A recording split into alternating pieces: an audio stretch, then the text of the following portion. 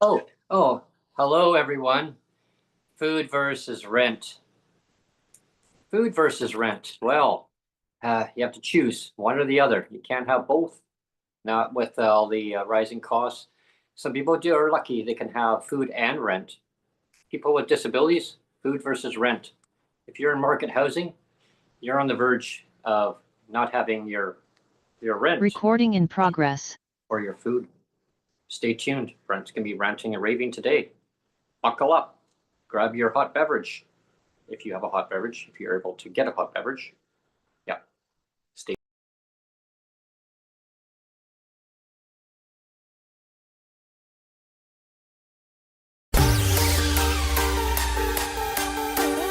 PWD Allies, the best disability podcast in Canada. Starring your hosts, Brent Frain.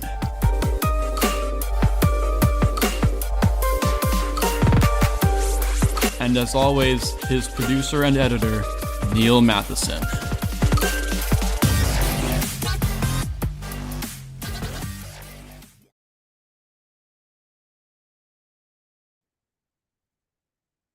Hello, everyone. Well, what a morning it is. Today's well, what day is today? My gosh, lose track of my days here. Not enough sleep. Today's Monday, the March the 16th. The last podcast that we did was on Friday the 13th. Well, that was definitely not a very lucky day, that's for sure.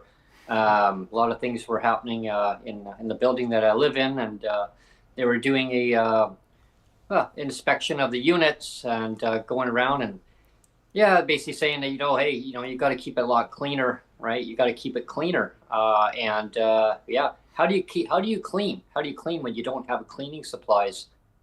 How can you clean it when you don't when you can't afford all these increases with the cost of living going up? How can you clean things when you got to sacrifice your rent versus your food? I tell you, with that being said, yeah, can what do you do? What do you do when you have a Pop-Tart?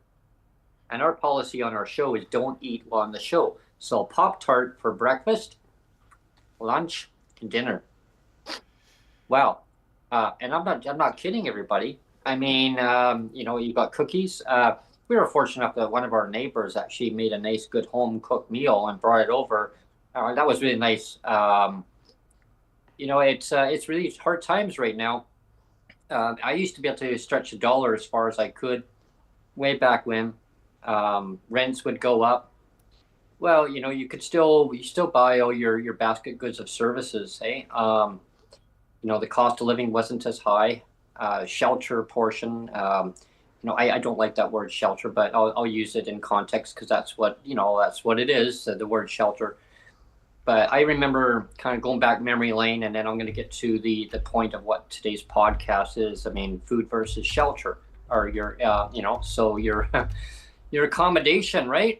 You get a tent or your food. So back in memory lane, I'm going to start from the scratch of when I was just growing up. I have told this story many times, and I'll keep telling the story because it really resonates with me about getting the most value for your dollar. So, as you all know, I was adopted. I was, under the belief that my mom was my mom growing up all the way until I was 12 years old. But I got to meet my mother. I thought she was my aunt. Well, she was actually my biological mother. So they come by to visit, and they would tell me stories because I got to meet my real grandma, which was awesome. Such a great lady. Wow. She was just so excited to see me. But she would tell me stories about the Great Depression, and my grandma went through the Great Depression, so I got to learn through that, and then I got to learn through about the Great Depression and the recession with my mom.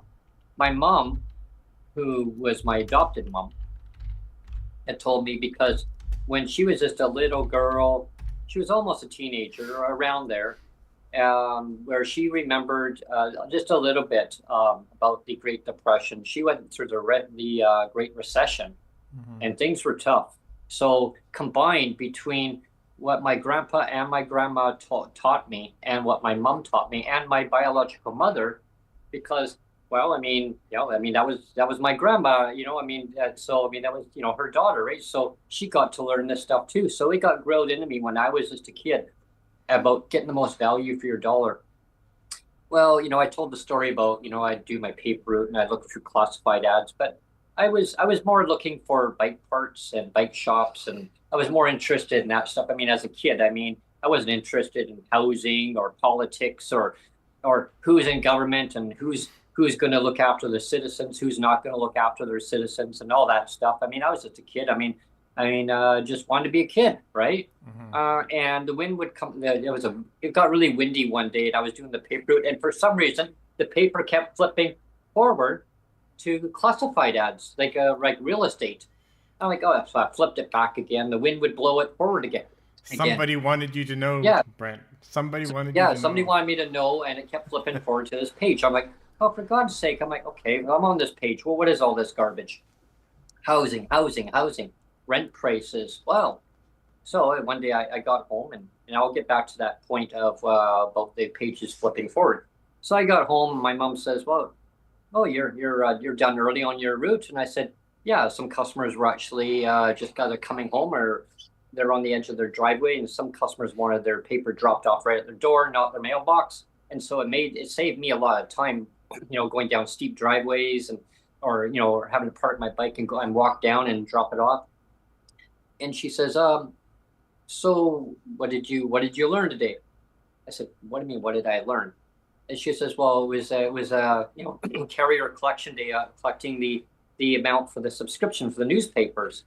And some customers gave me some tips, which was nice. I mean, not very much, but it helped to pay for my bike, because the bike shop would keep my bike in there for repairs, and then they would keep it until I made all the payments, and then I'd get my bike back, which was fair. I understand that. And, it's like installment plans, you make your payments on it and you get it back.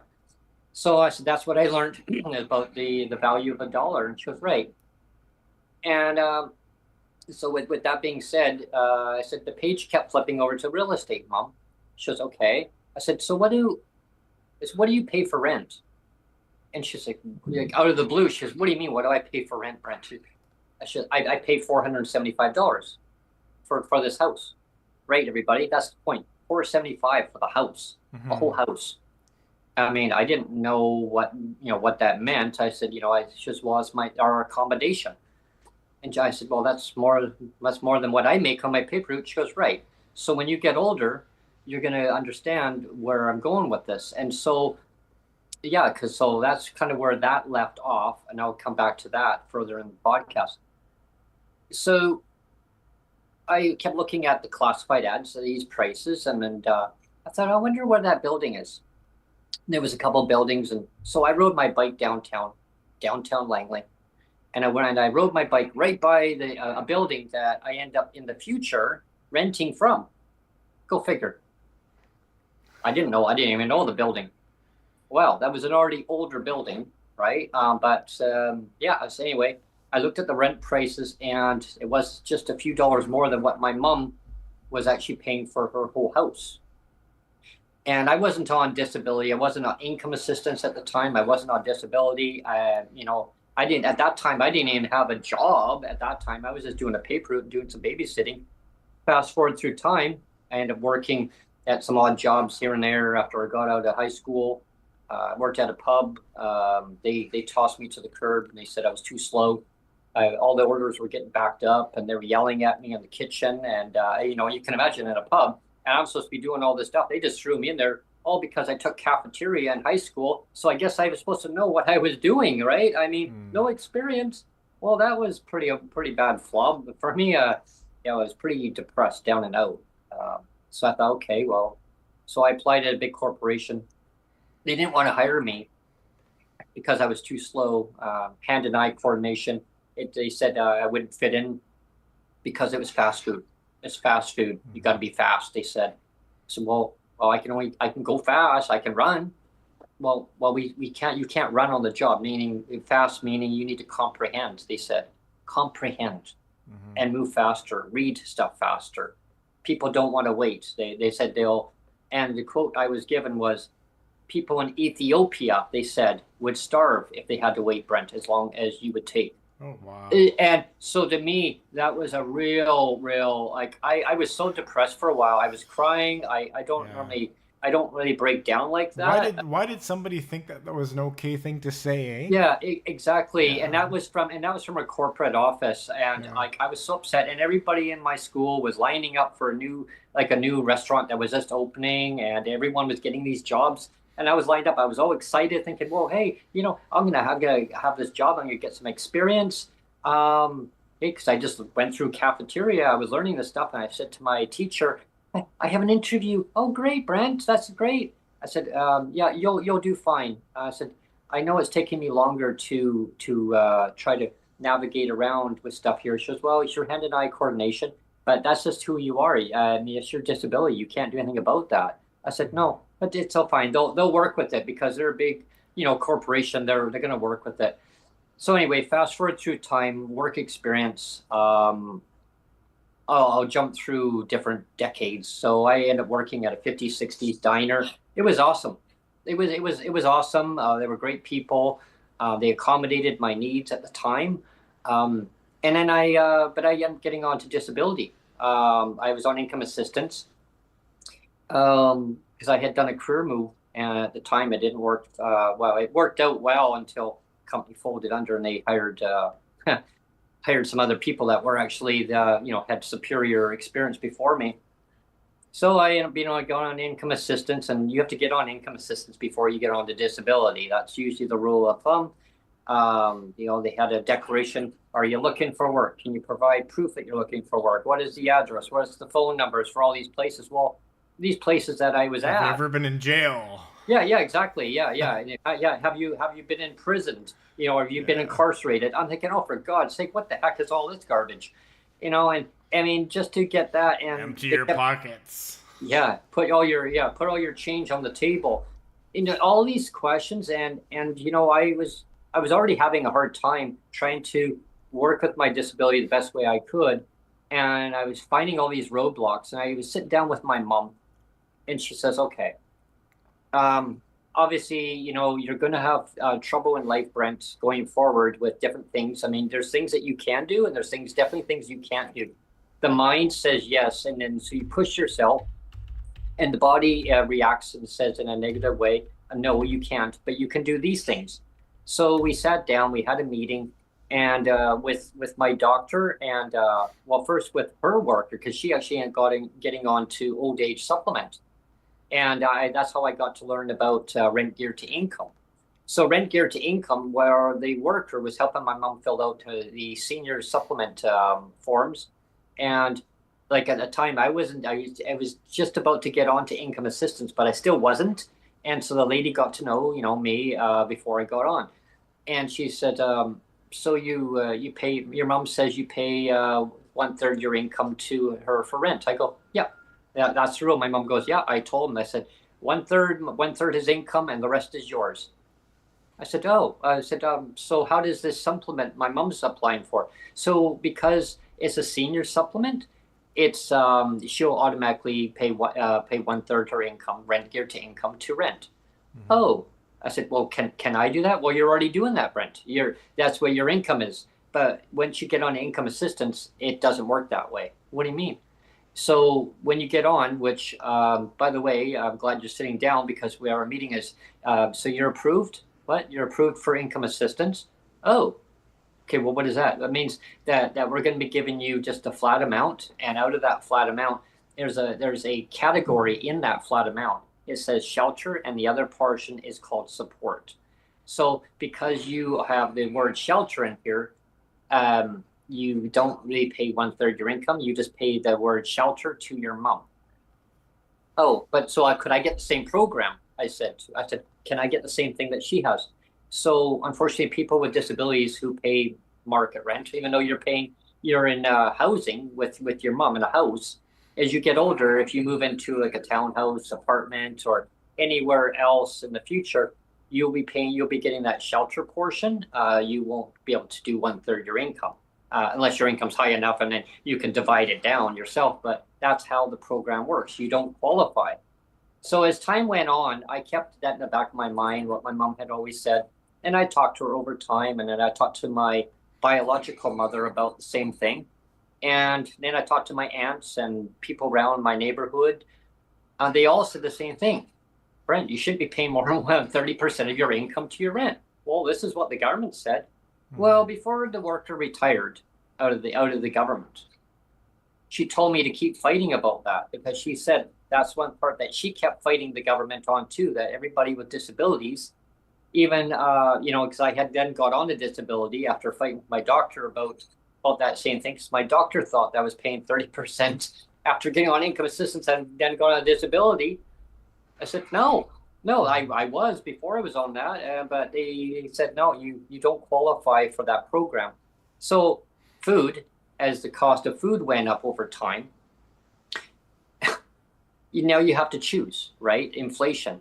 I mean, the buying power, we talked about this on Friday's show about a chocolate bar. 25 cents for a chocolate bar, there was no tax. And to start the show, Brent, you actually made a good point. You were talking about, how can you clean without cleaning supplies? Yeah. And it's important that when we talk about shelter, when we talk about housing, you kind of have to roll in the expenses of cleaning, like cleaning products, and you have to roll in the cost of, like, what does it cost to heat things, and what does it cost for my phone and for my TV and internet. All of that actually is part of shelter.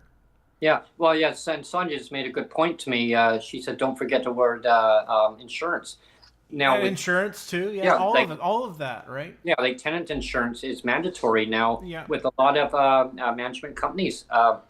It never used to be. You would just pay your rent, and now a condition of renting, you have to pay, and they want to see the documents. It's not say, oh yeah, I've got it. No, they actually want to see a copy of your insurance policy, and they write down the insurance policy number too, so that they actually have that on file. So if something goes wrong, now they actually have a copy of it saying that it's valid, and they actually validate that insurance policy too, just to make sure that it is valid. And that's a condition of renting. And if you don't have that insurance, you can't. They're not going to rent to you. That's a condition of rent. Yeah. So when I mentioned about the cost of living, like inflation has ballooned up. Now, Sonjia and I, we would move around.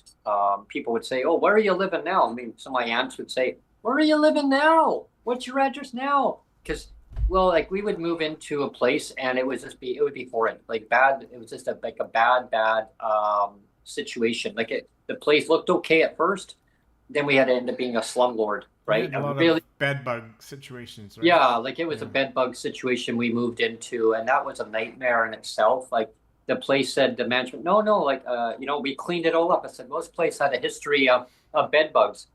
Oh yeah, that was years ago, but we fumigated it all. It was all cleaned up. Okay, well, we're not going to move in unless we know for sure that it's all fine, right? So we're being precautionary about it. Well, guess what? We moved in within not even 2 days after this. Yeah, it was just within 2 days, and started getting some bites. Well, it actually escalated more and more and more. It got to a point where PTSD really kicked in. It was bad. They got into everything, and after that, once that happens, you gotta just get rid of it. You gotta get rid of things. So we became homeless. We lost everything. We managed to salvage some stuff into dry cleaning, and put it into bins. But all of our belongings, pretty much, it was gone. We put it into storage. So and that's where we were. And so fortunate enough, moving forward, we moved into a place that was another slumlord. A place was fine at first, but then the management actually started paying people off to try to get them out of. Paid another tenant to try to get other tenants out of the building because they were desperate to make more money. Well. There was a guy in a motorized scooter. He was so excited, Neil. He had just bought it, and he was living on the first floor. And Sonjia and I got to know who he was, and He'd say, "Hi, Sonjia. Hi, Brent. How are you doing?" He kind of remind me of you, Neil. And I go, "Oh, I know. Hey, it's going good. Did you get your door handle fixed on your unit?" I said, "Yeah, it was all loose." I said, "It was fine before, but isn't that funny how it works that way, where it was fine and then it became loose?" Well, what it was is that they had another tenant in the building who deliberately loosened our door handle so it would fall right off. Mm. And yeah, the whole thing fell off, and our key went to go and open, and the key fell inside. It fell inside between the door and yeah, so right Oh, down. wow. So we couldn't even get the key out, and then the management accused us of trying to maybe turn the key too hard, and then you probably broke the key off inside. Well, it was set up that way. Long story short, so when I say rent versus food, you gotta choose.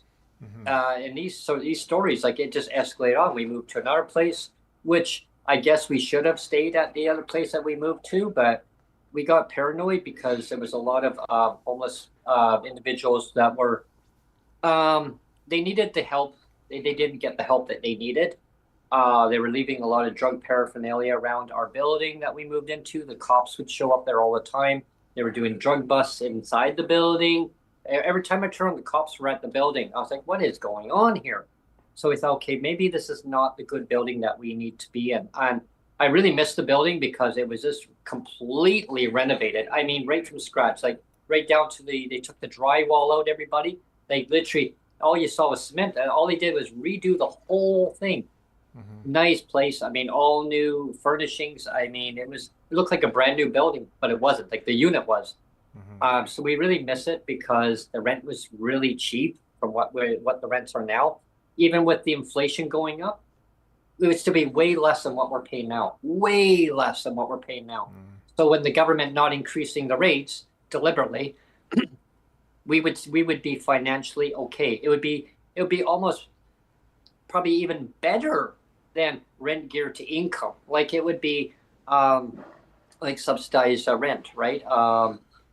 Like way below the amount. And so I missed that. I mean, but at the time, I've learned in life that you have to look at the moment of time, the moment of where you are at that point in time in life, of decisions that you made. Now, those decisions that you made can have unintended consequences going forward, but you're making those decisions at the time that you think are perfectly fine, and then you say woulda, coulda, shoulda, didn't do, right? Yeah. So we eventually moved to another place that it was in the Nanaimo, and the transit was pretty good in that one area. It was actually pretty good, pretty close to things that we needed to, but we just jump on a bus and go down to some other stores if we needed to. But again, the place was all sealed off. There was no bed bugs. There was no mice. There was no rats. There was no silverfish. No cockroaches. Like, nothing. Like, it was good. However, things broke down. Well, guess what? The person didn't want to fix them, right? So same thing. We missed our transit, so we moved to Langley. The rents were higher. The ministry gave us an earful. Why would you want to pay higher rent? You're going to put yourself into harm's way, or into a crisis. Go back to the bed bugs, Brent. Yeah, Go back to the exactly. bed bugs. Yeah. And they started lecturing Sonjia and myself. Well, you put yourself into a bad situation, and then you're going to ask for a crisis supplement, and then we're going to say no to you because you deliberately put yourself into a situation where you want to pay higher rent. I said, it's not that we want to pay higher rent. I said, it's that we want you to increase our rent, or give us rent geared to income.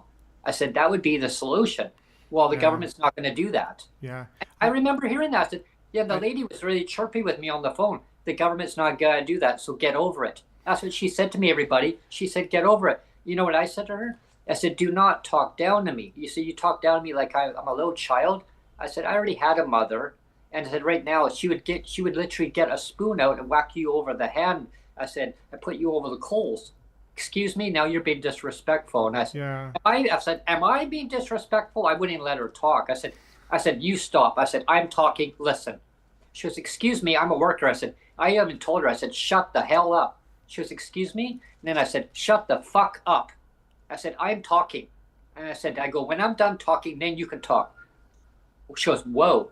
I said, no. I said, I haven't started yet. So anyway, long story short, I wrote up a letter of complaint. I got her suspended. She actually lost her job at the end Good of for the day. you, Brent. Yeah, because I wouldn't take no. Like, and she said, "Well, there's a place in Nanaimo," and as soon as I told Sonjia the address, and she knew because her mom grew up in the area, and I knew the area too because her and I would go down the area. They have no buses down that one area, none at the time, none, zip, and the place was all boarded up. Someone that Sonjia and I knew had he was staying. He came and stayed with us for how long? I think it was about 3 weeks, and he was just until he could get his feet off the ground and find a place. And he even pointed out, he said, "Oh no, no." He said there was somebody that was throwing smashed like bottles. He was smashing them on the ground, and he was doing his drugs around there, and the place was all boarded up. The place was boarded up. You had one of your landlords that was doing drugs, right?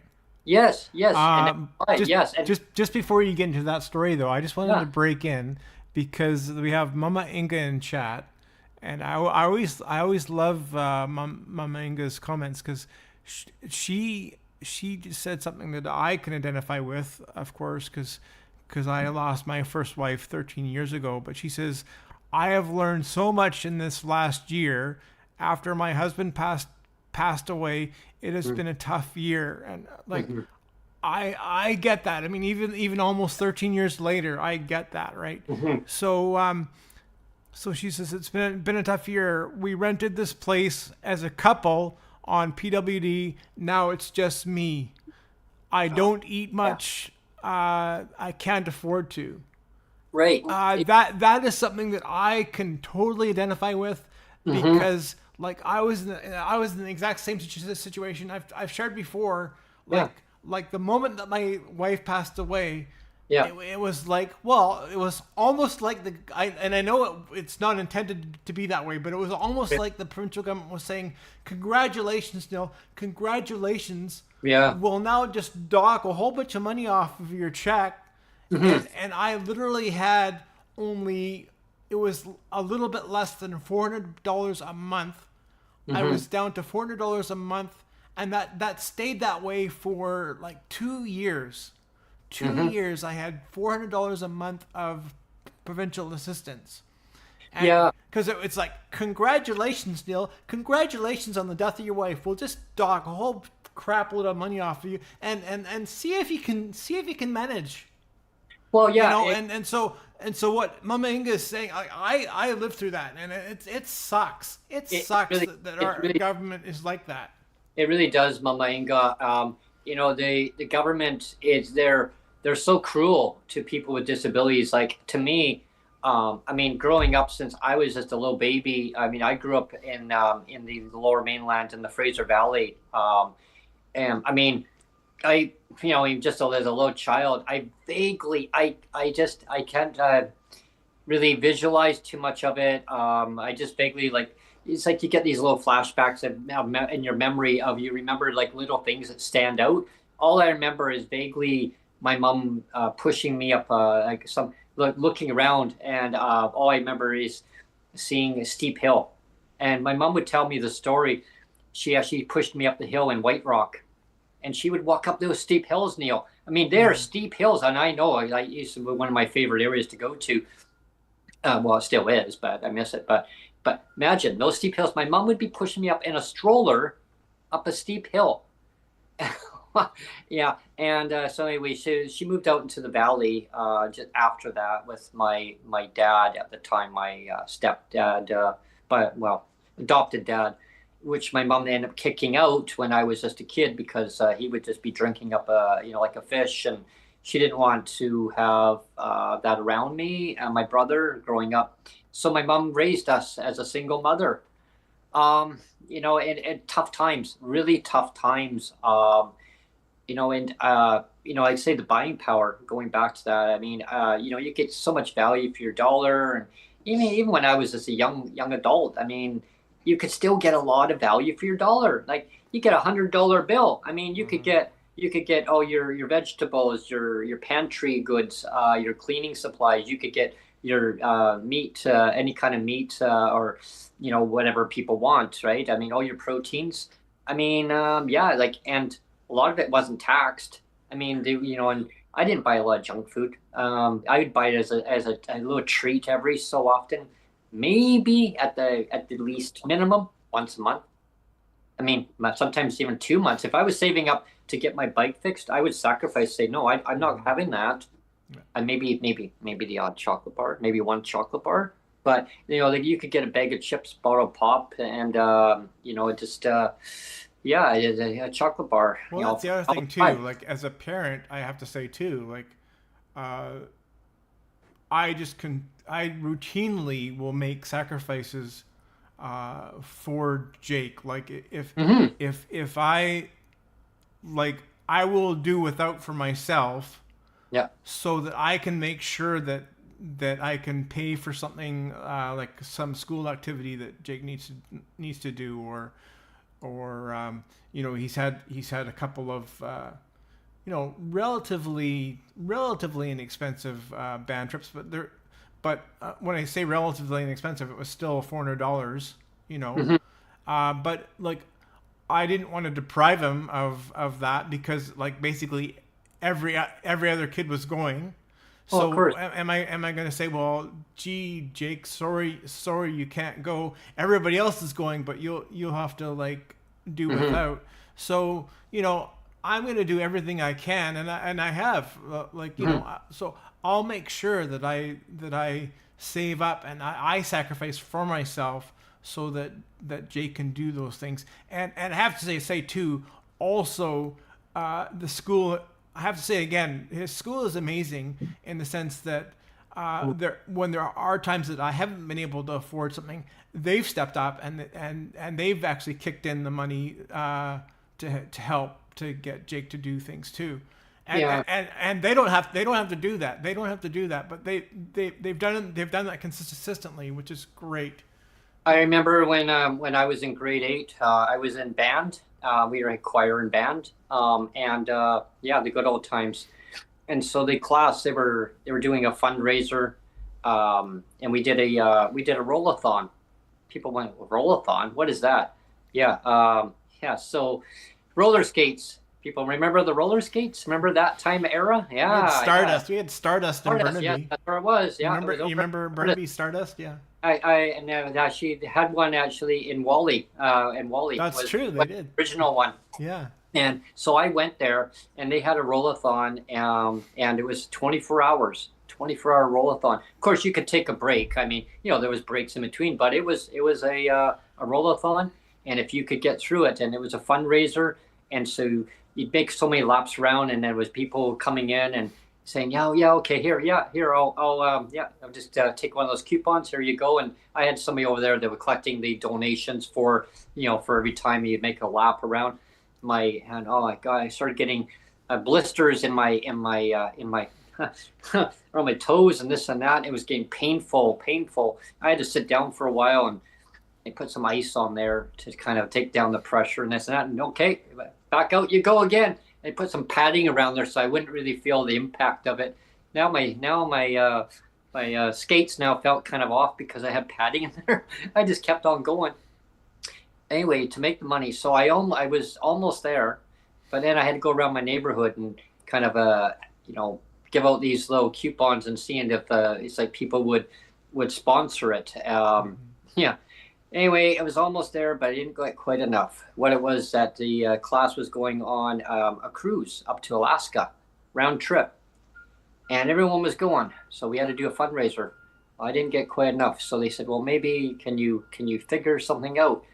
And so I told my mom, and she said, "I can't do it, Brent. I mean, I'm struggling right now, and got to put a roof over our head, or I don't buy food, and I can't do both, and I can't." Help you with that.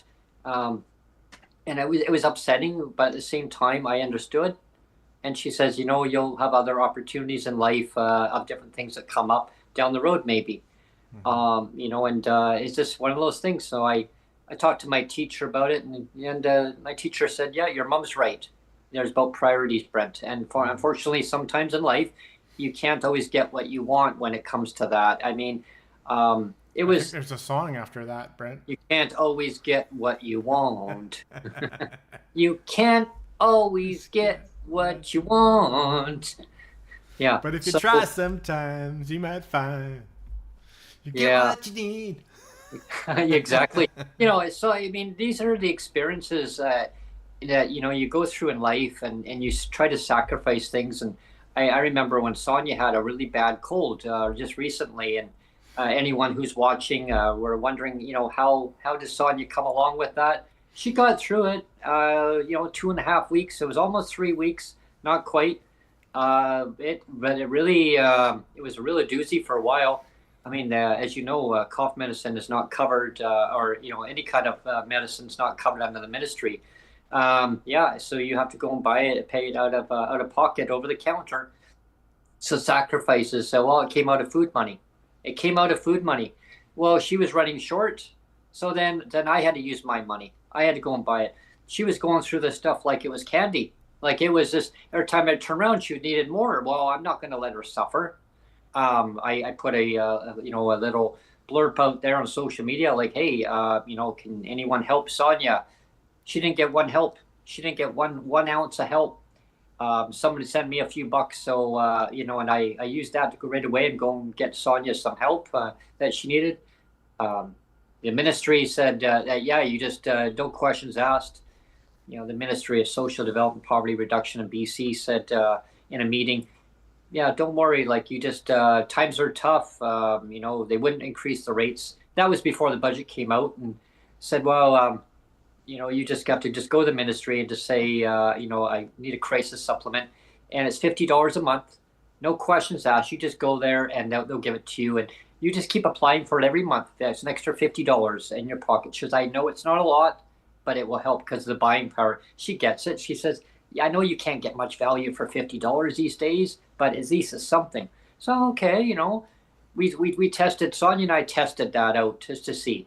And I talked about this before on one of some of our podcasts, but it keeps resonating with me. Like, you test something out, knowing that they're going to say no at the office because the office don't communicate with the ministry, vice versa. You don't tell a client to go to the office and then say, well, it can't be an underlying issue, right? So again, or you could be like David Eby and say, I had no line of sight. I didn't know. I didn't know that. I didn't know that was happening. I didn't know what I was signing. So it really put us in a bad situation and being like embarrassed. Like I was embarrassed for the minister, really. Like, and like the worker, he was legit. Like he says, this is news to me. Why are you asking for this? Because the minister said no questions asked. And she told me to tell you guys that. And he's like, what? She told me to tell you, me and Sonjia says, you tell them at the office that the minister said no questions asked. Okay, he says, so this is the first time I've ever heard of this. That does not make sense, Brent. Yeah. I mean, it makes sense, but it doesn't make sense. Like, you don't tell a client to come here to get a crisis supplement, knowing that's not going to happen. They're going to say no, yeah. Yeah. And what? We have Investigative Research Council in chat again. And again, I love his comments too. He says, Orwellian name, social development and poverty reduction. My ass. Yeah. You know what I say? It's true. Yeah, social development. That's Michael. So hi Michael. Yeah, Michael, social development and poverty escalation. It's not reduction.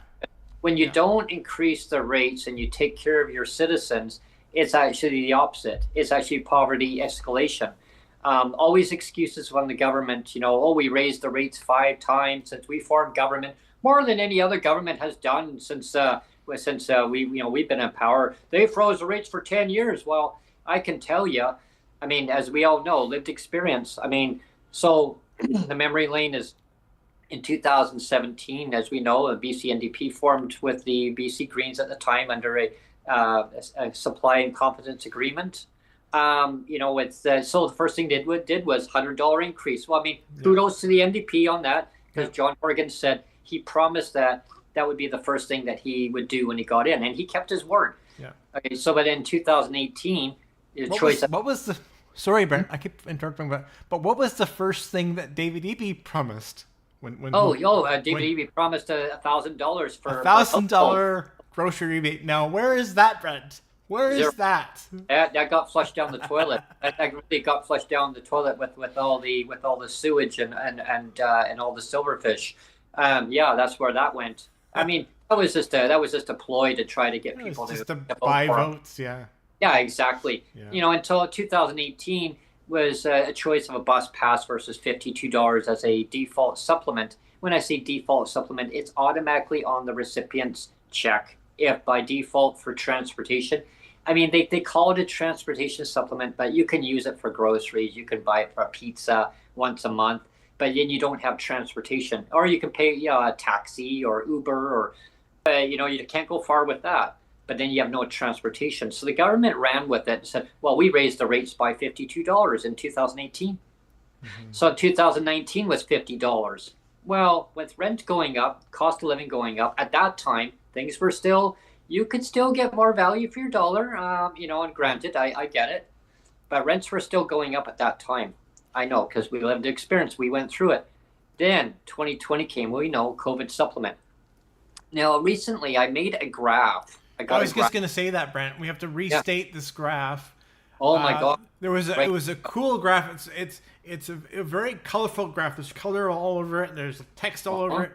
But again, I mean, it's a very fancy graph. But when you actually look at it, it's a very fancy, colorful graph. But at the same time, it's like, why did they bother with all this fancy color and stuff? Because really, all it is when you boil it down, is it's basically saying from 2020, 2020 to 2026. Yeah. So in 6 years, the BC PWD rate has gone up. How much, Brent? In 6 years. 8 cents, everybody. 8 cents total. So this is, again, it's a very fancy graph. It's got all this kind of fancy color and fancy text on it. And it's got all these like fancy pictures on like lines and stuff on it. It's like, wow. But when you really look at it, it's like it's got all this graph and stuff. And it's basically, when you look at it, it's like it's talking about 8 cents.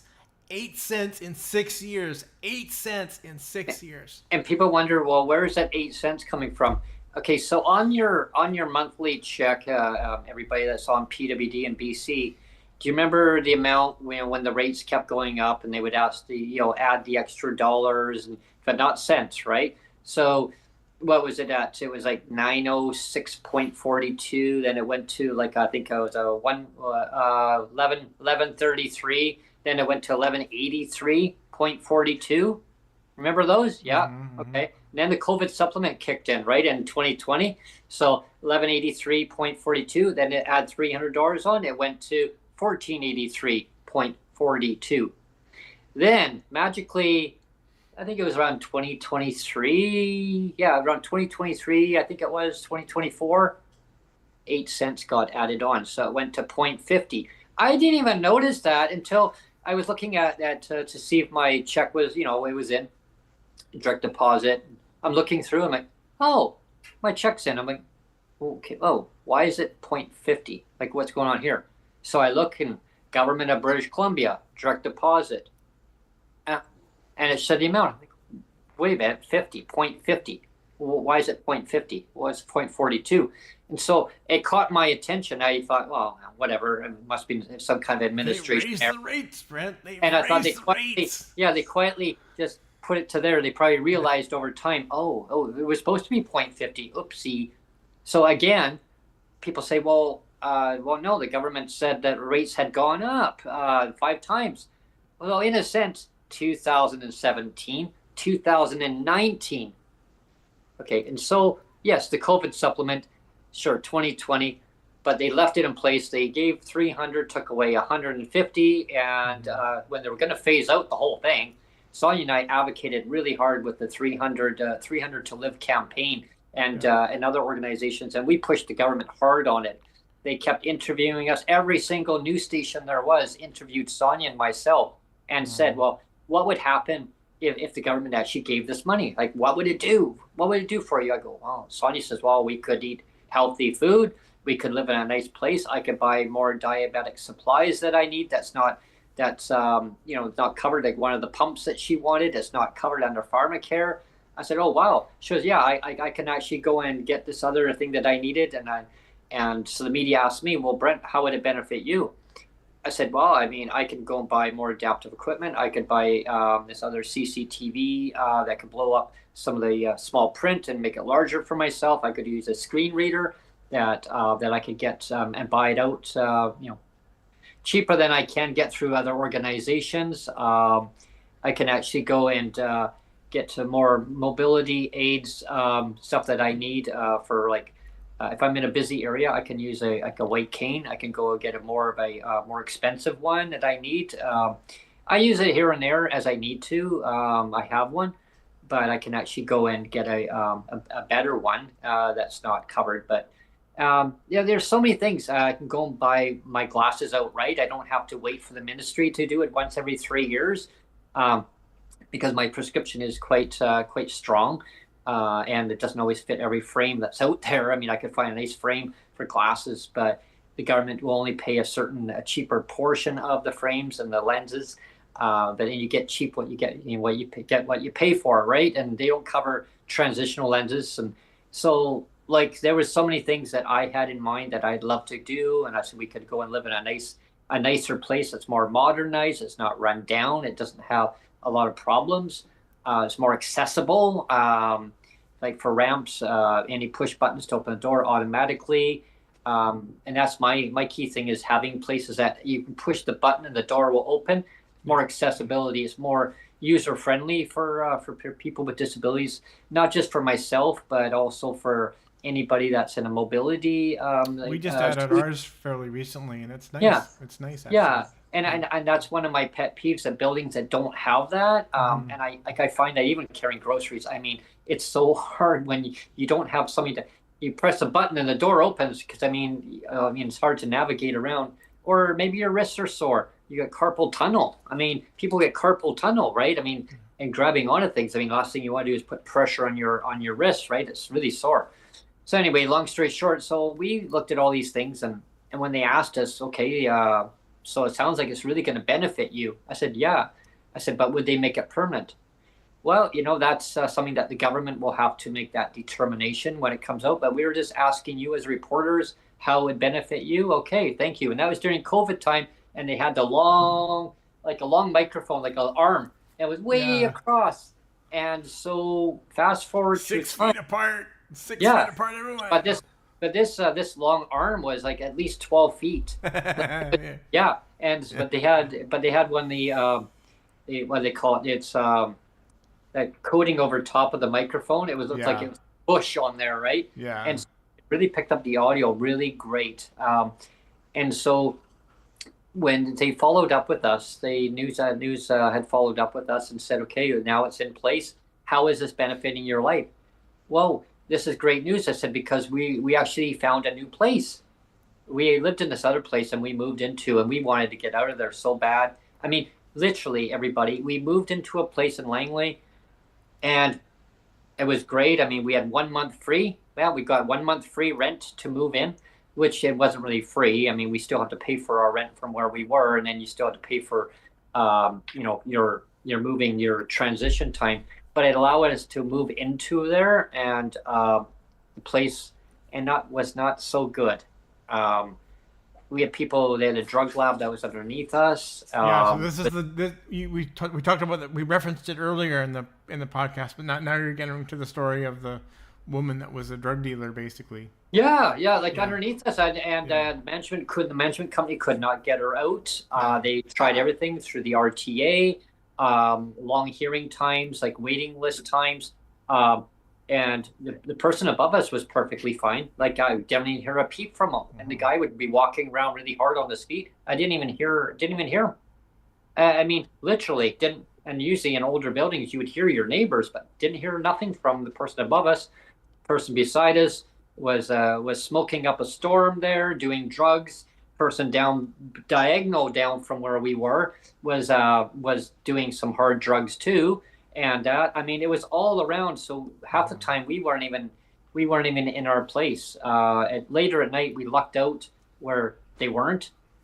And sometimes they were, and then we'd go into another room. We had two different rooms, and then another spare room. Like the place was huge. Like we had two rooms plus a spare room, plus a big giant living room. So yeah, like it would be having to, kind of alternate around our place to try to navigate away from this. And the smell started getting so bad, it started getting into our fridge, into our cupboards.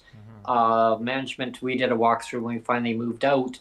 And she said, well, I'm going to take a look in the fridge. She opened up the fridge. It was all empty. Oh, my gosh, she says. Oh, the stench. I go, but that's a existing pre-existing problem. Condition, Yeah. Brent. Yeah, I just want to press pause again because every once in a while I just have to break in because we have good comments.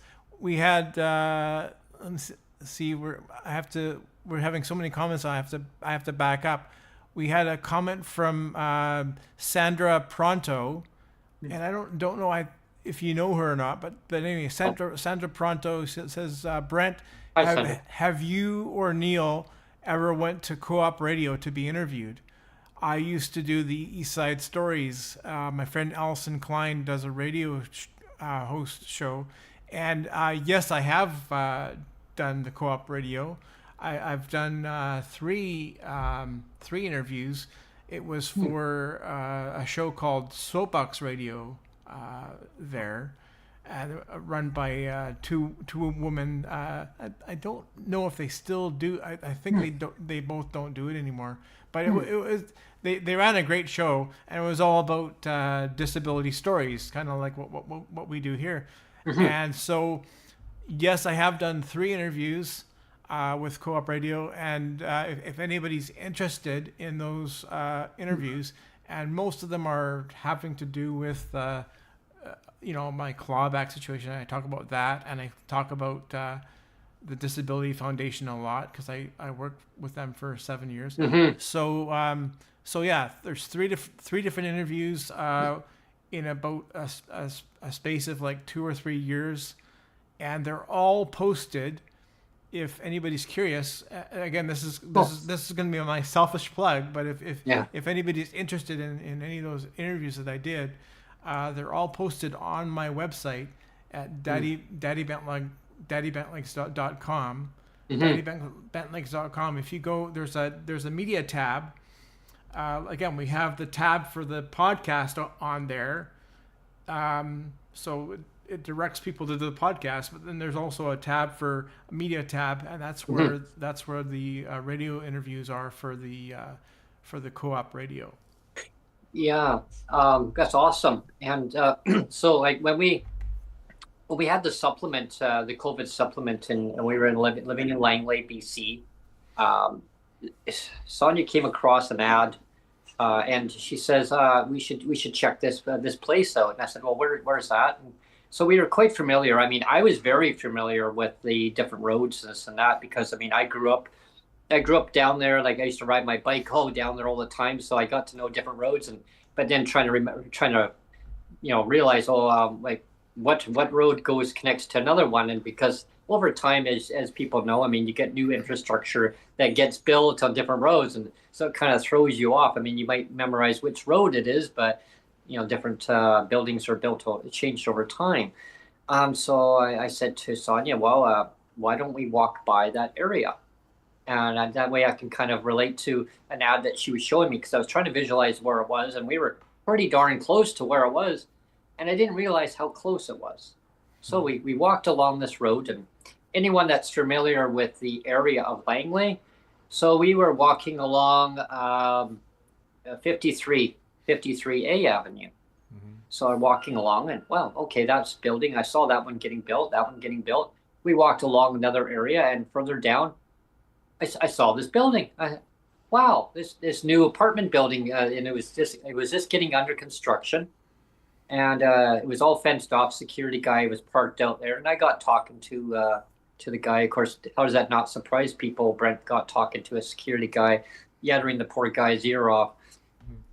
But I was more curious on what the building was. I said, is it going to be like a condo, like for people buying or renting? I'm not quite sure, sir. I think rental, because I said this is the address that Sonjia came across. Oh, can I see? He says, can I see? Can I see? Can I see? Like that. So Sonjia brings her phone over and he looks at it. He said, do you mind? And it was during COVID, and he had his mask on. I said, that's fine. And so he grabbed it and looks. Oh, that's this building. What? That's this. That's going to be this building. So it's going to be a rental. Oh, okay. How much are the rents? I don't know, sir. I don't know. Okay, so do you know when it's going to open? When they finish building it? Yeah, he had a good sense of humor. I said, that's a good one, man. That's a good one. When they finish building it. Yeah, you got me on that one. Yeah, I said, you got me on hello. Yeah, right? So anyway, he had a good sense of humor. He says, when it gets closer to the time, you should maybe phone the phone number. Yeah, I would say. I was going to say, Brent, you complete me. You complete me. You had me at hello. You had me at all the comments that are coming in here. So here's the kicker, everybody. Right away, we were quite interested after talking, to the place, because after talking to the security guy, awesome guy, and then another security guy came along that's from a big outfit, security firm, and they obviously monitor the situation and patrol around the property when it's under construction. And as any construction areas, they have them and set up there. And it was pretty hot out that one day, and we had a bunch of water that was given to us, like a case of water from one of our fellow tenants in our building that we lived in, and he had a community garden, and so he'd grow like zucchini, and he had what was it? He had some Brussels sprouts, and I wasn't a big fan of Brussels sprouts, but yeah, I ate them anyway. Put some cheese on or whatever. Carrots, green beans, you name it, potatoes. Oh yeah, this guy would just keep me loaded down. Cucumber. Oh my gosh. So we had all this stuff. So anyway, I took over some of that because he was really hungry, and he had his lunch, but he said, I'm still hungry. I can't wait till break time. I said, you like vegetables? I love vegetables. So you know what I did? I actually grabbed a bunch of it because we had it in our fridge, and there's no way that we're going to eat all this stuff because this guy just kept on giving us more vegetables. So I took it down, and I bought a couple bottles of water. I took it down to him. He was so grateful. He's, oh, sir, no, you don't have to do this. I want to do this. I want to help you. And that's how I am. I like helping people. I like to provide people with the information to try to correct a problem, right? When I see a problem, I like to try to correct the problem. So long story short is, so Sonjia called the phone number that was actually on there, and the security guy encouraged us to call, get our names on the list, for as an interest, recipients for the building. So anyway, we got a phone call, and they said, your name's on a list. Would you be interested in coming and viewing the building? It wasn't completed yet, but it was getting close to it. But they were doing kind of a pre-selection, if you're interested, and fill out the application and all that mumbo jumbo stuff. So we came in and looked around. They said, okay, so you don't have access to the first or second floor, only the third and fourth floor of the building. Take your pick. You can run amok everywhere. I'm going to stay down here, and you guys can go each unit and pick which one you think is going to be good suited for you. So looking at all the different layouts, and it was kind of cool, right? Oh no, I'm going this unit. No, go across the hall. That one, front of the building, back of the building, and they all look so neat. Oh wow, I love the layout of this one. And each one had its own unique layout. The countertops were proportioned differently, a different color of countertops, or the cabinets were different. And I said, I really like the front of the building. Oh, manager, she finally came up. She goes, oh my God, you guys, it's like 45 minutes later. Have you decided what? Oh, well, we were going between the third floor and fourth floor. Nice view.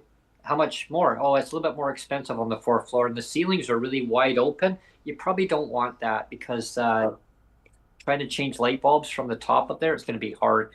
But she's no problem. I'll get a step ladder, one of the industrial step ladders from the contractors, and I'll change the bulbs. Okay. Do you like the fourth floor? How much more? Oh, it's $30 more than what the rent is from the third floor. Oh, okay. I would take the third floor, maybe better. I think so. I think so too. I mean, I still like the fourth floor. I mean, nice view, but I mean, why pay more, right? And she says, I mean, it's no big deal. You got the ministry is basically saying this is the amount going forward, right? So, and I'm going to get to that point in just a moment. So we looked at the third floor. She goes, okay, so we're gonna narrow this down, Brent and Sonjia. So the fourth floor is out of the question for you. I mean, you can have it if you want it. I said, no, thanks anyway. Okay. So you want the front of the building or back? I go, I want the front. She goes, Sonjia goes, I want the back. Okay. So Brent wants the front of the building. Sonjia wants the back of the building. Oh boy. Okay. So now we need to narrow that down. Okay. Why don't you want the front of the building, Sonjia? Well, I don't know. Just the viewpoint on the back is better. I kind of agree with Sonjia that I think the back of the building's better. Oh, okay. I said that's fine. I just thought maybe once all these housing, gets kind of retrofitted, or retrofitted. I mean, kind of brought up to speed because they were pretty old houses. Shows actually they're gonna get all torn down. Say what? Oh yeah, they're gonna tear them all down. They're gonna build new apartment buildings right in front. So trust me, you don't want the front of the building because they're gonna be skyscraper buildings even taller than this one, and it's gonna block your view. Oh yeah, I get to know what goes on in the area before you guys know. I see. So the back of the building, I think the back of the building wins, Brent. Fine. Okay, fine. I guess the back of the building wins. So we look at the back of the building. Well, nice view. So we got the unit. At the end of the story, long story short, we got the unit. We filled the application out, and her boss was there. The manager's boss was there, and he says, "Can I see the paperwork of your you guys' income?" I mean, the owner didn't care as long as we could pay rent. He didn't have to basically make a certain amount of money, like $60,000-$80,000 to rent a place. That's an adequate price, right? It wasn't like when I say 30% of your income, it wasn't like the other way around where you had to be making $60,000 to $80,000, $100,000 to rent a place that's $1,300 to $1,500 or whatever it was. If you could have the ability to pay, they didn't care as long as you can pay your rent. Whatever's left over, you live on. So we said, okay, yeah, this is the amount. So he says, so he looks at the paperwork. Okay, what? Yeah, fill out the application. No problem. And the manager says, well, he's my boss. He's the one who makes that decision. But if it works for good for you guys, I'll get back to you within 2 days. Guess what? The next morning, she called. The next morning, very next morning. In the meantime, we actually had gone and applied at another place. And the ironic part is the actual manager at the other place that we went to go and see had the same name as the place that we were at. They both had the same name. So it kind of threw us off a bit because Amy phoned in the afternoon. The one person phoned in the afternoon and the one person phoned in the morning. And I thought it was the other one. And like, oh, how? Yeah, we came and saw your place. She goes, yeah. So you both got the unit. I got some good news. And they both said the same thing. So now we're in a quandrum of what do we do? When I say food versus rent, what do we do? We thought, okay, one is cheaper, like a lot cheaper. One is a little bit more expensive, but brand new. The other place, and I know the other place because I saw it getting built. Because I used to go down my favorite area was I'd go down to Kmart. Everybody remember Kmart? Yeah, I bet. Good old Kmart, right? Go down and play with their electronics, and you got some good deals at Kmart way back in the day. Yeah, so I'd go down, right down there and right down to Willowbrook Mall, before Willowbrook Mall became so expanded. So I'd go down there and I saw the place getting built. And I thought, well, interesting. To me, it didn't mean anything. I thought, okay, well, the place got built. It's kind of a neat little place. And of course, that's, it's getting on there in age, but it's kept up really well. I mean, really maintained, really good building. Anyway, so we actually got accepted for the building. So now we're in a situation that we now have to make a decision. do we take this building? A lot cheaper. The rents were a lot cheaper. They couldn't rent it out, so they had dropped the price down. They had dropped the price down to $1,300, everybody. I thought, wow, okay. Or we took another place, it was $1,535. Brand new. Because the other one had a locker, so it was $35. It was $1,510, and then it was $35 for a locker. New versus $1,300. But so Sonjia and I were having trouble with this because now we got managers with two same names, and we got accepted at two different places, and we were still living in this place that we wanted to get the hell out of, the one that it was drug infested, and like nice building and all, like it was kept up really good, and it's too bad they flushed them out. Those people all, by the way, they all got flushed out of the building after we left. Go figure. I wish they would have done that beforehand. We would have still been there. But anyway, so we went to the ministry's office. So what do we do? Okay, so we explained the situation. Well, let's look at your entitlement here, Brent. What's your social insurance number? And I go, actually, you know what? Start with Sonjia first. Ladies first. Okay, no problem. Sonjia, what's your social insurance number? She's, okay, you're at this address. Okay, and so you want to move to this address or that one. Okay. Well, and she goes, well, we got accepted. Well, there you go. Wow, now so you got to make a decision. Well, this is the amount going forward. This is your entitlement. It's got your base amount. Now a COVID supplement's on here, and it's permanent. The government's not taking it away. This is the amount going forward. All they're going to do is add to that amount. Wow, so they're going to add to it. Well, what happened? But the government actually is going to do the right thing. I was being sarcastic. The government's going to do the right thing and actually improve the rate. Wow. Well, that's a $300 jump. So yeah, they're gung ho. They want to make life better for people with disabilities, so that they can make decisions based on what their needs are. Right housing, right food. Anything that's supportive to help them, right, better their lives the best way they can. And the lady got it at the office. She says, having disabilities, it's already something that you live with. And these extra added costs, will help you with that. We know we have to do more. That magic word. We know we have to do more, but we're only at the office, right? But the government knows that they have to do more. Okay, so they're not gonna take it away. She goes, no, once they give it, they're not gonna take it away. So we went with that information, and that's why the manager at the new building with her boss, and that's what he went with. And when government decided to take away the 300 and chopped it down to 150, well, when we had met with John Horgan at the time, he had come to Douglas Park in Langley to do about a SkyTrain announcement, the extension of it that's going to be in the future when it's going to come out there. Sonjia found out that John Horgan was there, so we went down. And he says, oh, my friends are here. Oh, my gosh. It was during COVID. We all wearing masks. And he goes, boom, with his fist. Hi, good to see you. Good. And he was at the stage, and all his security were jumping around and, getting antsy, thinking, okay, over to your left-hand corner of the park coming down. These two people are coming. He's getting closer. And he's like, oh, looks over. You can hear John. Oh, yeah. Hey, my friends are here. And so John went off script. He stopped what he was doing. He bent over the stage, and then he jumps off the stage, and there was security. Were like, "Whoa, it's fine. My friends are here. I know who. Yeah, I know who they are." Okay, no problem, John. So he says, "Good to see you." And so he told us the story, what was going to happen with the COVID supplement. He said he would keep advocating going forward to make it permanent, but he said the game plan is that they were chopping it down to 150. They're going to keep it. They're going to phase it right out. But he said they'll just probably add on, either keep it at 150 or add on 25. What do you mean? Well, they keep it at 150, Brent, or add on $25. So it'll be 175, or keep it at 150. And the other 150?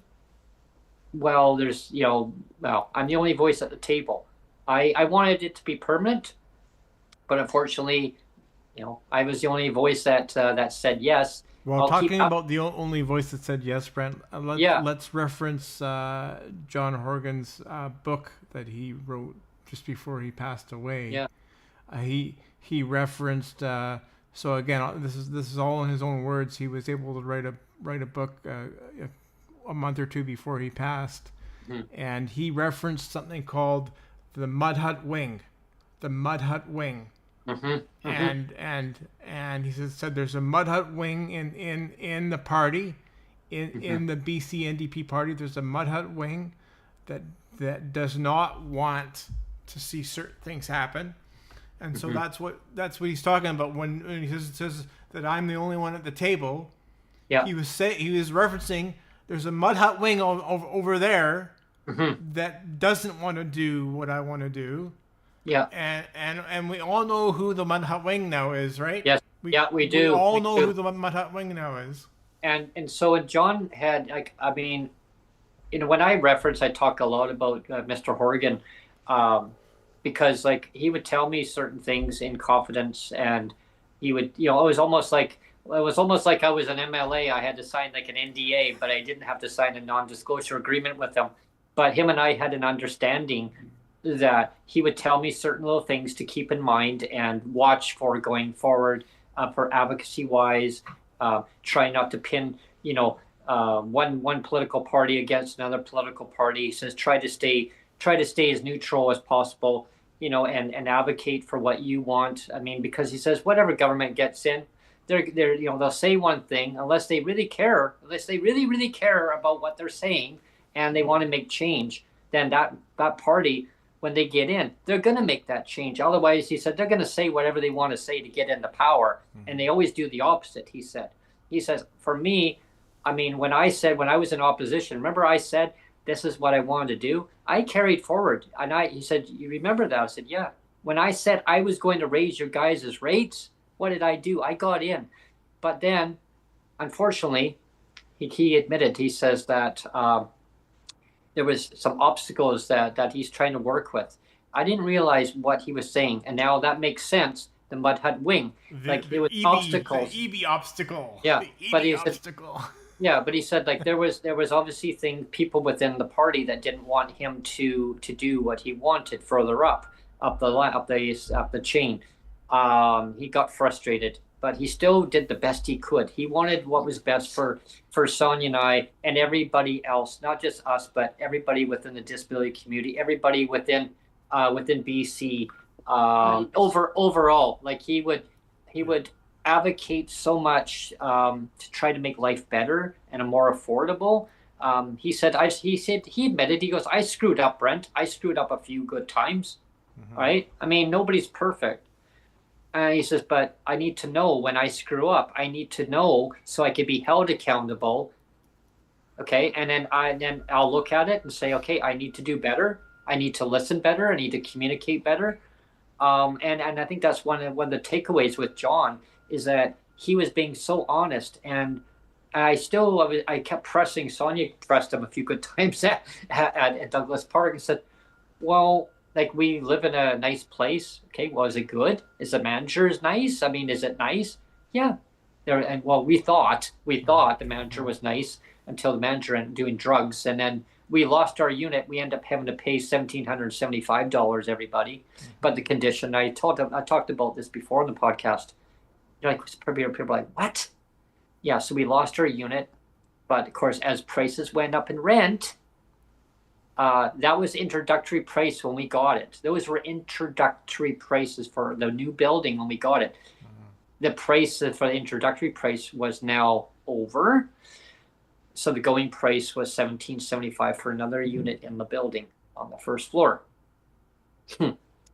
So we had a choice, either in the middle of winter, either void our agreement, and which then we'd have to pay out a whole month of equivalent of what the price of our rent was as a penalty to break a lease agreement, or they were willing to waive it as long as we took the other higher priced unit, and they're willing to waive off a breaking agreement as long as we took the higher priced unit and stay in the building in the dead of winter. Imagine trying to find a moving company, and that was without not even giving your 30 days notice. And they said they'd waive it off because as long as we took it, otherwise we would have been nailed a penalty of $1,510, not the $35, because that's for locker. $1,510, and we would have been having to pay an extra month of rent because they wouldn't be able to rent the unit because you didn't give your 30 days notice in.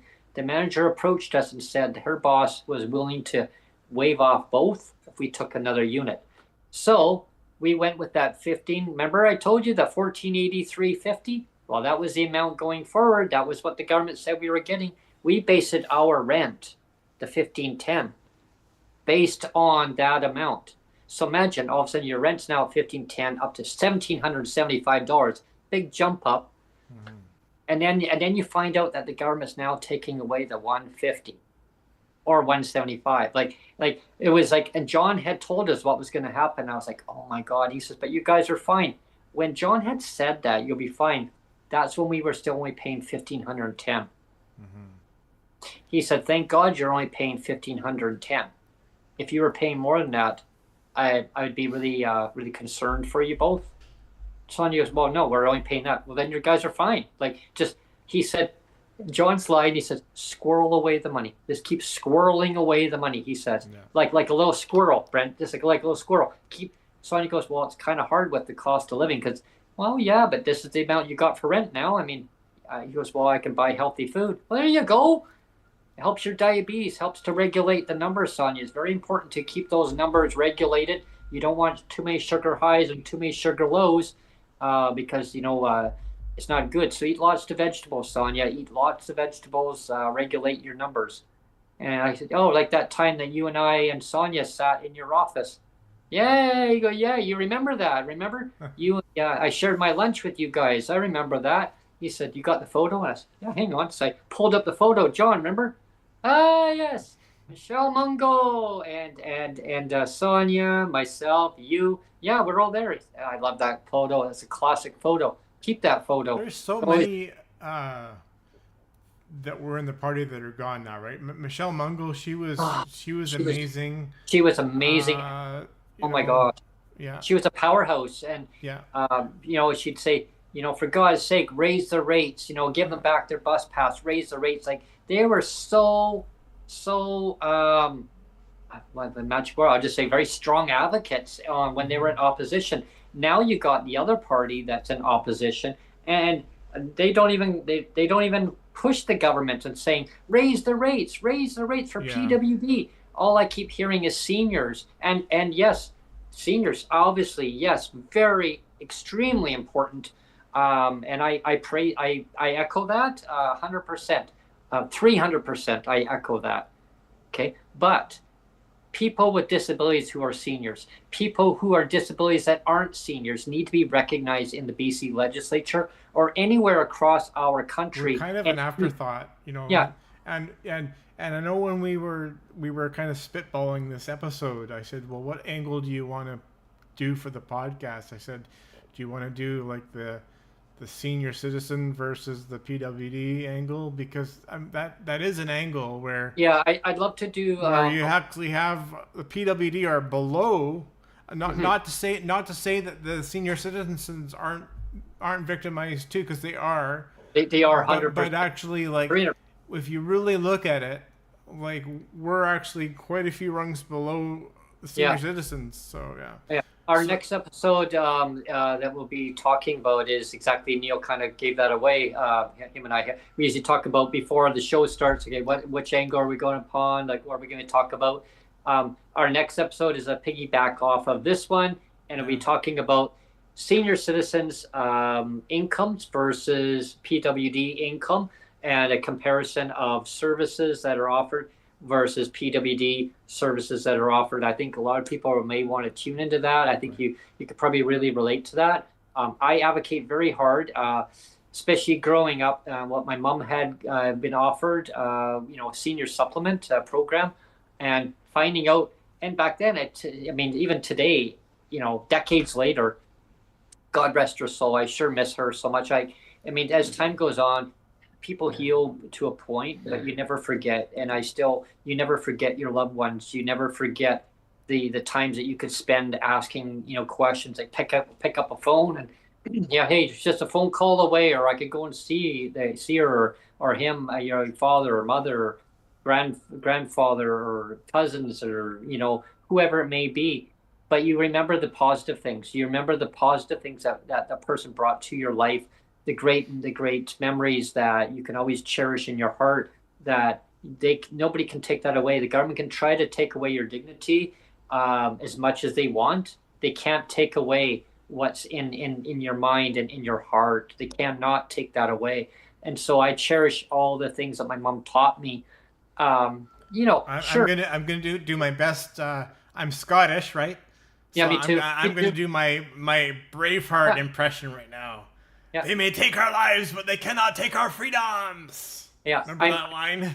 Yeah, I'm part Scottish. They can take our lives, but they cannot take our freedoms. I'm part Scottish and part Irish too. So yes, Yeah. and it's because of that. St. Patrick's Day is going to be coming up. There you go. Future. Yes.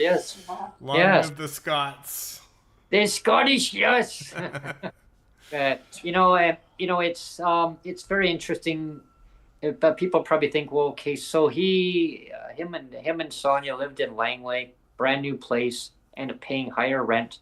But the condition was put in place where when the lease was to end, if we were to ride that new lease out after being yelled at by my manager, my PTSD, it created such a PTSD. Like, we had gone through such hell, and we were so excited when we got this place, and the first unit in the same building got yelled at once by the Ministry of Social Development. Said, why? Okay, so you're moving, because you have to tell them when you're moving. Yeah. So he's like, but I mean, he was yelling, but he understood. Like, I explained. I said, sir, can I explain to you? Brent, you don't need to explain yourself. I don't know. I want to explain. Okay. And he was like a really easygoing guy, but he was yelling at first, like he was getting, or maybe not quite yelling. I won't exaggerate that. To me, he was yelling, like he was raising his voice. Nothing compared to the manager, and I'm going to get to that point. He raised his voice because he was quite concerned. He was worried about our well-being. Okay, you do realize that you're paying this much money for rent. Okay, it's already high. I go, I know. I mean, compared to what rents used to be, my God. He goes, I know. Trust me, I know. I rent, and I work for the ministry. I rent, and I struggle. Oh my gosh, Brent, I've got a car. I'm leasing a car. He says, and I got to make payments. And I said, leasing? He goes, well, I have two cars. One's a lease, and then one's I'm actually for my wife. And so we actually got two cars, and one's a lease, and the other one's I'm just making payments. Cost of living high. So I get it. When you talk about rents, I said, well, the government said this is the amount going forward. It's like it's 100% guaranteed. So that's what they told you at the office, right? I go, yeah, okay. So again, he said the government needs to communicate with the offices a lot better, and they're not doing that. There's no communication. Mm-hmm. What are you saying? I go, because I said, I know something that you don't know. The government lies, Brent. Yeah, the government lies. Yeah. And he goes, what was it? He goes, what was that? I said, I know something that you don't know, sir. And he didn't know, because John Horgan had told Sonjia and I, you cannot say a freaking word to nobody, because this is what's going to happen. And he says, so you were both told that was the amount guaranteed going forward? I go, correct. $1,483.50. Okay. And so you based your decision on that to get the first unit in this brand new building. I know the building. I don't live too far actually from where you are. I said, where do you live? I can't tell you that. I can't. He said he's working for the government. So he didn't want to have toilet paper on his tree outside. Yeah, exactly. but I can tell you, like I'm about a 40-minute drive from where you are. Let's put it that way. So I know the area extremely well. Nice building that you live in, by the way. Congratulations. Well, congratulations, yes, because we had to move down to another unit in the building. So I wouldn't really say congratulations. I said it was hell. We wanted to move out of this building. We were doing everything we can, but we realized we couldn't break the lease. The management struck us a deal, but the condition was that the lease would go until the end, and then we had to then move. Otherwise, the rent would go up. That was our condition. Now, I know there's something in the Tenancy Act that actually states that they're not allowed to do that, but I found that out. But we were in a situation where they call it fixed term with a clause or whatever. Like, yeah, like leave and then, yeah, you're gonna be paying higher rent. Well, normally you pay higher rent when your rent goes up every year. Well, this was in a situation where you would leave, but the rent would go up.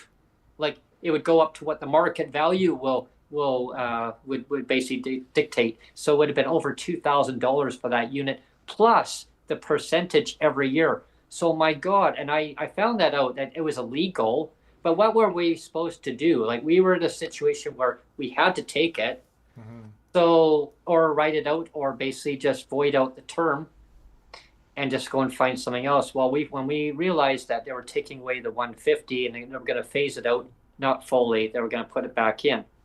The ministry didn't know that at the time, which I didn't think he did until he told me that on the phone. He goes, "So here's the game plan." What? I go, "What?" And so I wanted to see what he would say. He goes, so the $300 COVID supplement was supposed to be a temporary measure to, during COVID, to help people through tough times, and buy all the supplies and the PPE and the sanitizer, housing, better food, healthy food, whatever you wanted it for. Like in your case, in Sonja's case, accommodation and healthy food and PPE and sanitizer, etc., etc. However, they're going to phase it out, Brent. They're going to be phasing it out. Well, yeah, it's going to come to an end. When? End of March. The program's going to be phased out. So your income will get pushed back down to 1183.42. What? I go, no. I said, no. He goes, what do you mean, no? Because that's what's going to happen. So now you took a place based on that amount, and now you're paying higher rent. I'm really concerned for you, because now how are you going to pay the rent at 1183.42 each, and your rent $17.75 with a clause. You're saying it's going to go over 2,000. Oh my God, man! I go, well, that's not going to go up to 2,000 until the end of the term, right? So when did you sign that agreement? I go, well, when did we get forced into the agreement? What? Yeah, when did we get forced in? So I told him what happened. Oh my God! Right. I said, yeah. So there's some corruption going on in our building, but what are we supposed to do, right? We moved in because we thought it was going to be a brand new building, no problems. And we told the manager, we've been through hell. We don't want to go through hell. No problem here. Brand new building just got built. So, so anyway, we ended up moving to Victoria. Sonja found the address. The price was a lot cheaper. That's basically when that chart got made, to basically show $300 what that did back in 2020 versus 2026.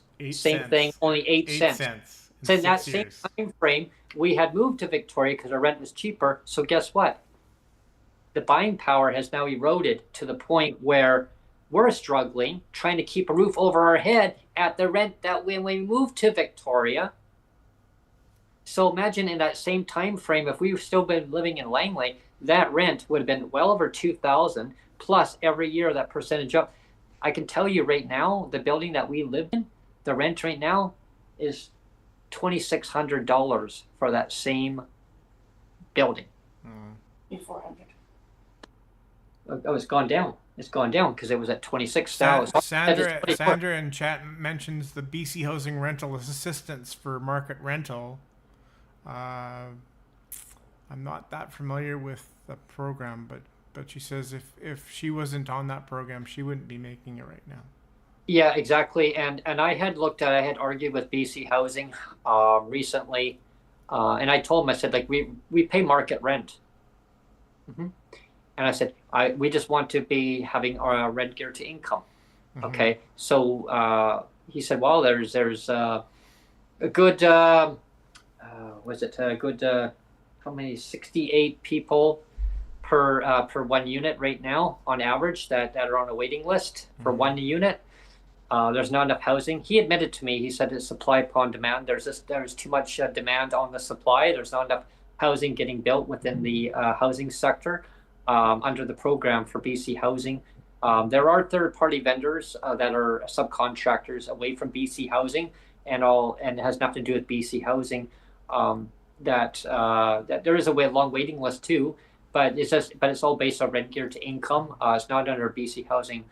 He said there are under BC Housing guidelines Now, he explained to me there's a difference between BC housing, older builds, and then there's newer builds. One is based on your shelter, $500. Used to be $375. It's $500. Those are older builds. Newer builds, newer type of builds under BC Housing or third-party vendors that are not really an arm off of BC Housing, but you can still get rent geared to income. Those are based on rent geared to income, 30% of your income. I said, interesting. He goes, however, each sector, there is such a high demand of people waiting on waiting lists to get in. I said, so how do I mean, can I just up and move and get in? So yeah, you got to be at the verge of being homeless. What? Yeah. So yeah, unfortunately, all that criteria. I said to him again, why don't they just extend the program over to the sector of people in this housing? He goes, it would be so easy for the government to do that. Really just takes that political will. Sorry, Brent. Sandra says, look up quad reel. Quad reel. That's something to look up later. Quad reel, she says. They're a management company, and she lived in a building that was run by them for a while, she says. Oh, okay. I'll have to look up. Quad reel, they're called. We do have to punch out, Brent. You always say that we're going to do a short podcast. We don't. I have another meeting I have to run to, so. No problem. We have to punch out. I know. Well, I'm bad for that. I get so intrigued with the topic of that. Well, it's your favorite pet topic, right? Yeah, exactly. It's like me and my PWD clawback. It's the same thing. So. Yeah. But everybody, we're watching right now live. I'm going to continue the discussion, but I'll be changing gears, like I mentioned a little while ago. We'll be talking about seniors supplement versus PWD, and kind of where we'll finish off on where we are right now. Onto that, where PWD should have the same kind of housing. So with that being said, that's kind of where I'll leave off on, because it's kind of a copycat off of it, but I can kind of say why PWD don't have that kind of housing. And we'll leave it at that. And okay. Until Friday, everybody that are watching live, or you're watching us as a pre-recorded later on.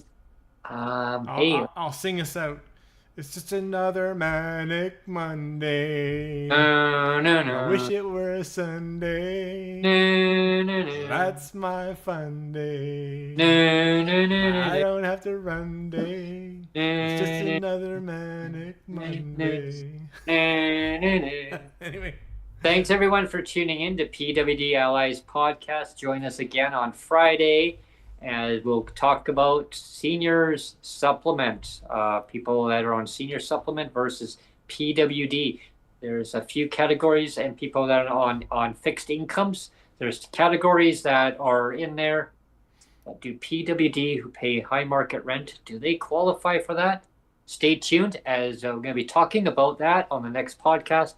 Please subscribe, like, and share the content. If you can help out the channel, I know times are tough. You can see the information on Neil's links there. I think Brent wants to hire another different producer. I like my producer. Anyway, thanks everyone. Take care.